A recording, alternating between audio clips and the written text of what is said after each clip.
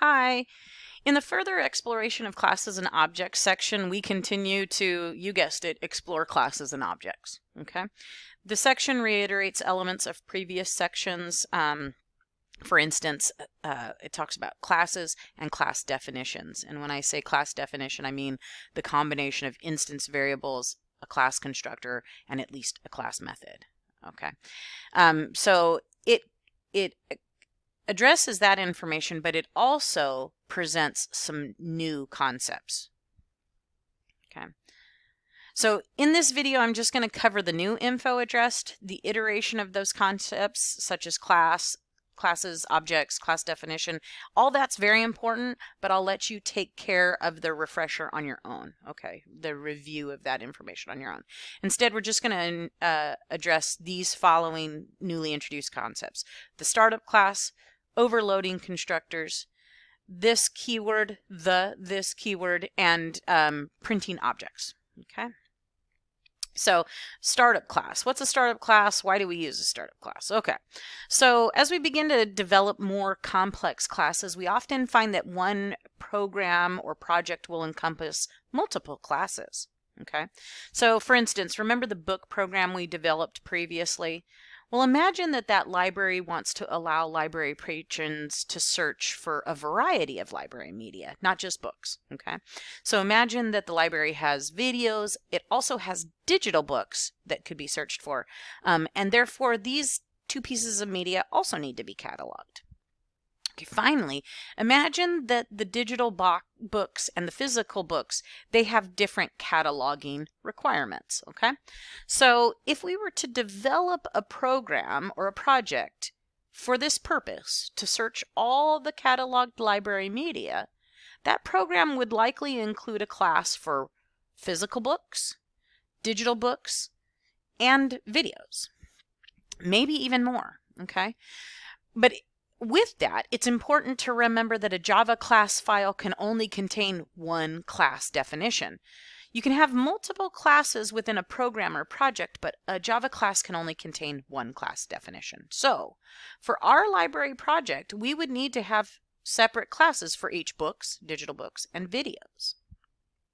So this begs the question of these classes that we create for our library project, which one would contain the main method? Which one would be, which class would have the main method in it that would be used to execute the entire program, as well as access the various classes that we have in our project? So in this instance, where we have like a complex programming project, and that project accesses multiple classes, the answer is to use a startup class. Okay, so a startup class is just simply the main method for all the classes of a project. In a multi-class program or project, you would have a startup class that only includes the main method, and then you'd have other classes which would only include class definition information, that is, instance variables, class constructor, and any number of class methods. Okay, so we would have, in our example, we would have 4 classes. We would have a class for books, and it wouldn't have a main method. We would have a class for digital books, and it wouldn't have a main method. We would have a class for videos, and it wouldn't have a main method. And then we would have a startup class, and it would have a main method. Okay? So I just wanted to point out this picture that is listed in the classroom. It shows the BlueJ startup class for a project called Bank Account. It has 3 classes: checking account, savings account, and create account. So checking account and savings account are just your classic classes that have just a class definition in it. They only have instance variables, class constructor, and class methods. The create account has a main method in it, okay? And the main method is where we would create objects. We would create a checking account object, or we would create a savings account object. And that main method would execute this entire project. So I wanted to point this out though, because I like the visual. I like how it shows the dashed lines from the create account, the startup account, to the checking account and the savings account, the just classes that create account has access to and control over. Okay. So then let's talk about overloading constructors. This is perhaps one of my favorite aspects with regard to classes. So overloading constructors means that you can have a variety of constructors in one class, right? So we talk about having a class definition. So instance variables, class constructor, and class methods. Well, you can have multiple class constructors within a class file, okay? So for instance, you might have a no argument constructor. Okay, so in our example, notice the top time class constructor. It has no parameters within the parentheses, so no arguments are being passed to that constructor in the new object statement. Instead, this no argument constructor creates a time object, but it loads it with default values for hour, minute, and second. Okay, so it's going to, whatever object is created, it's going to have a default values of hours equals 0, minute equals 0, and second equals 0.0. Okay, so depending on the need of your class, you may have a constructor that accepts no arguments, as in this example here, a constructor that accepts one argument, or a constructor in this case that accepts 3. Okay, so this one down here, it accepts 3, right? It has 3 parameters. It's going to accept 3 arguments. So when we have overloaded constructors in a class, you might wonder, how does the program know which constructor to use to create a new object? So with that, it all depends on the number of arguments that are being passed. It also matters the data types of the arguments that are being passed. Okay, so for instance, note that no arguments are being passed when we're creating the time object T1. So up here, the parentheses are empty. We're not sending any arguments.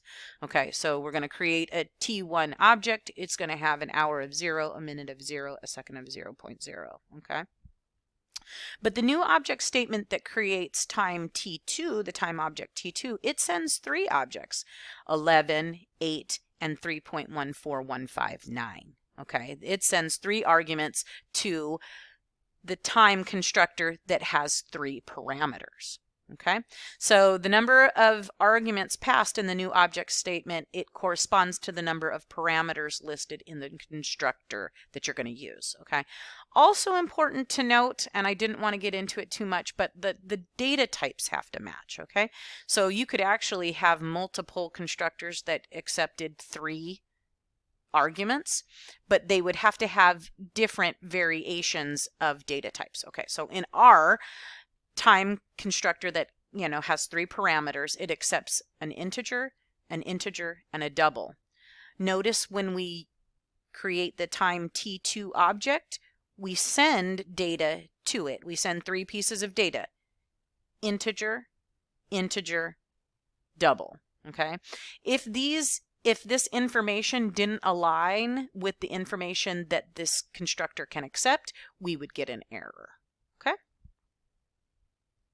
so let's talk about the this keyword, and this is actually written wrong because the dot should be after this, not before this. Okay, so when looking at class constructors, you may see, like in our class, when you see class constructors, or maybe in classes that you've seen online or in other classes, you may see the use of the Java keyword this. So the keyword this is placed before the instance variables in the constructor. Okay, so we've got these 2 examples here. Okay, so the this keyword is used to reiterate that we're working on the current object being created, this object. Okay, so the keyword this is not required. It really isn't, but it's often used as a tool to alleviate ambiguity in constructors. Okay, so particularly if the instance variables and the parameters use the same name, same identifier. Okay, so we've got these 2 examples here. They're almost exactly the same. Okay, so notice that this one has instance variables a and b. It has a constructor that accepts int a and int b. So we're loading a into a and b into b, and that can be a little bit ambiguous or confusing.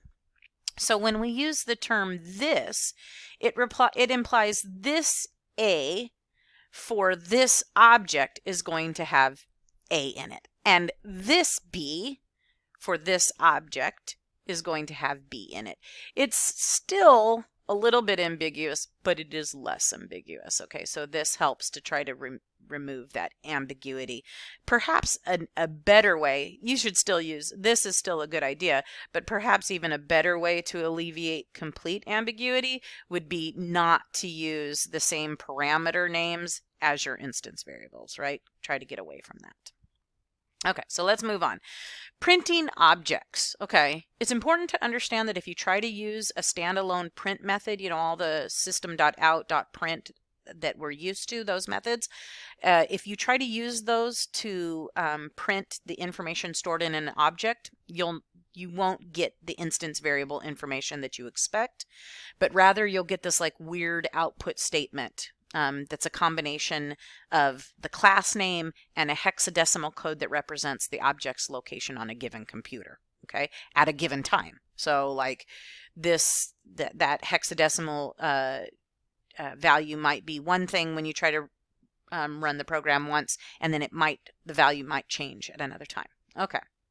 So since we can't use just the standard system.out.print methods that we're used to, we actually have to create a class method specifically for printing object information. Okay, so in this we have, so here we have, these are out of order, sorry, but this is just a snippet of the main. Okay, so remember back in our previous example, we created a T1 object that had default values of 0 for hours, 0 for minutes, 0 for seconds, 0.0 for seconds.